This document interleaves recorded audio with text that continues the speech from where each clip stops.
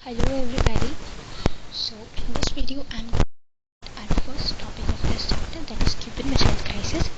तो ये Cuban missile crisis cold war में सबसे बड़े पैमाने क्राइसिस था। ठीक है, तो अब इस क्राइसिस में हुआ क्या था। अब क्या होता है, इस साइड होता है यूएसए, यहाँ पर यूएसए, आप यहाँ पर यूएसएसआर यहाँ पर समझिए, और यूएसए के नीचे क्यूबा था। ठीक है, बहुत ही स्मॉल आइलैंड। ठीक है, तो अब जो है वो यूएसए के नीचे होते हुए क्यूबा यूएसएसआर की अलाय था और वो उसको फाइनेंशियल एड देता था। तो अब 1961 में क्या हुआ, जो यूएसएसआर है उसको लगने लगा कि यूएसए इस कम्युनिस्ट रूल्ड क्यूबा पर अटैक करेगा, सॉरी इन्वेड करेगा। इन्वेड मीन्स अटैक ही होता है वैसे तो। वहाँ के जो प्रेसिडेंट हैं फाइडल कैस्ट्रो, उनको हटा देगा और उसको अपने साथ ले लेगा। ठीक है, तो फिर इस डर की वजह से उन्होंने, जो यूएसएसआर है, यूएसएसआर ने यूएसए के नीचे जो कम्युनिस्ट क्यूबा था उस पर अपनी मिसाइल्स रखवा दी। और किन्होंने रखवाई थी? वहाँ के लीडर, यूएसएसआर के लीडर निकिता क्रुश्चेव ने मिसाइल्स रखवा दी। कब? 1962 में। और इस मिसाइल्स के रखने से क्या होता है, जो यूएसए में जितनी भी सिटीज़ थी, जितनी अटैक हो सकती थी, वहाँ पे नंबर ऑफ सिटीज़ नहीं बढ़ी थी, वहाँ पे जितनी नंबर ऑफ सिटीज़ अटैक हो सकती थी वो डबल हो गई थी, the number of cities that could be attacked. ठीक है, तो अब 3 हफ्तों बाद, आफ्टर 3 वीक्स उनको पता चलता है कि उनके नीचे जो है वो न्यूक्लियर वेपन्स रखे हुए हैं। यूएसए को पता चलता है कि उनके इतनी क्लोज रेंज में न्यूक्लियर वेपन्स रखे हुए हैं। तो फिर अब जो जॉन एफ कैनेडी है, यूएसए के प्रेसिडेंट, उनको अब वे कुछ भी करने से घबरा रहे थे कि भाई अब क्या करा जाए कि जिससे दोनों देशों के बीच में युद्ध ना हो जाए, और अगर ये वॉर होता तो ये बहुत ही बड़ा वॉर होता, लार्ज स्केल वॉर होता, एक और हमारा थर्ड वर्ल्ड वॉर हो सकता था। पर क्या हुआ, अब जॉन एफ कैनेडी ने जितनी भी यूएसएसआर से आती हुई शिप्स थी उनको रुकवा दिया। जो भी यूएसए पर आ रही थी, यूएसए की तरफ आ रही थी, उनको रुकवा दिया as a way of warning. ठीक है, और ये जो क्लैश था ये बहुत ही इमिनेंट क्लैश, मतलब एक बहुत ही घातक क्लैश बन सकता था, मतलब था ये क्लैश, और इसी क्लैश को बोलते हैं क्यूबन मिसाइल क्राइसिस। अब जो है, अगर ये वॉर हो जाता तो ये बहुत ही घातक साबित होता, पर अब क्या हुआ, जो यूएसए सारे उन्होंने अपनी शिप्स को वापस ले लिया और वे वापस चले गए। उन्होंने अपनी शिप्स को स्लो करके वापस चले गए, और जो ये क्लैश है इसको हम बोलते हैं क्यूबन मिसाइल क्राइसिस।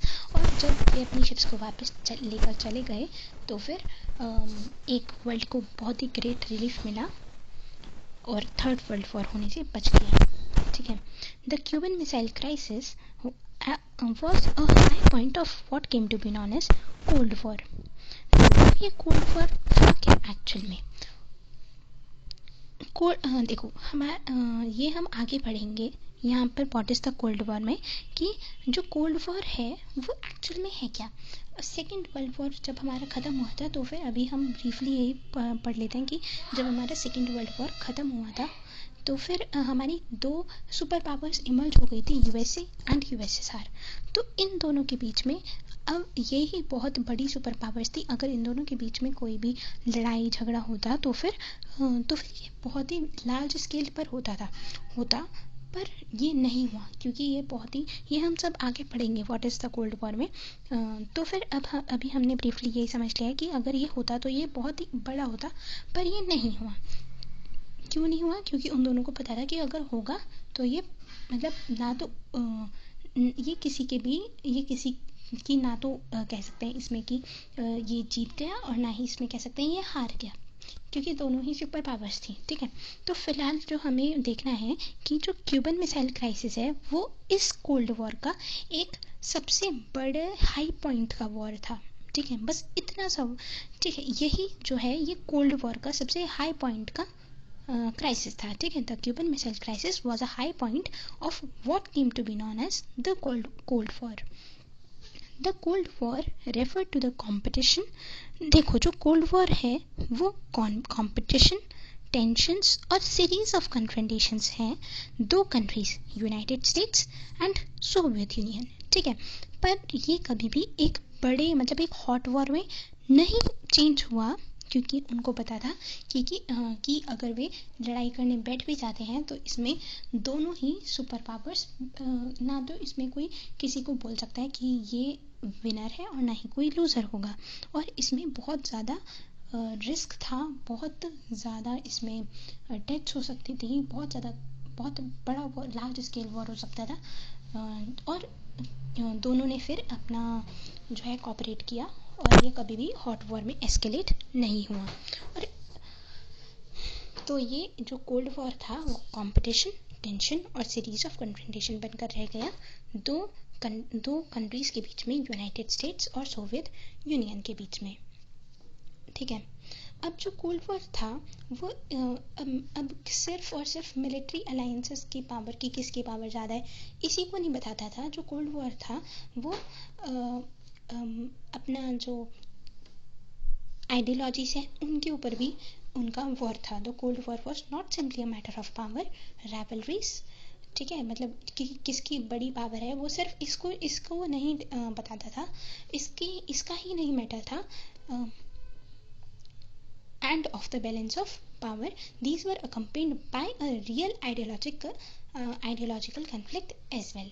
यहाँ पे जो ideological conflict होते हैं ये उसको भी था। तो फिर अब किसकी आइडियोलॉजी क्या थी? अब जो यूएसए है उसकी तो आइडियोलॉजी थी सोशलिज्म और कम्युनिज्म, ठीक है। और यूएस की आइडियोलॉजी थी डेमोक्रेसी एंड कैपिटलिज्म। ये जो सोशलिज्म और कैपिटलिज्म है ये हम सेकेंड चैप्टर में भी आगे हम डिटेल में पढ़ेंगे। पर जो कैपिटलिज्म है जो यूएस की, ये लर्न करने वाली चीज़ है कि यूएस की आइडियोलॉजी कैपिटलिज्म थी और सोवियत यूनियन की सोशलिज्म की थी, as for Soviet Union and as for socialism, ठीक है।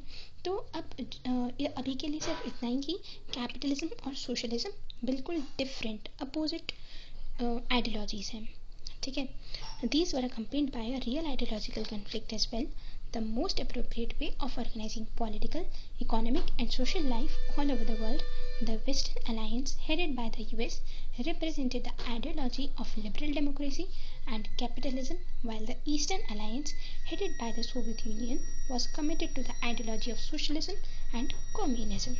You have already studied these ideologies in class 11th, right? So in next video we are going to start our next topic, what is the Cold War. Thank you.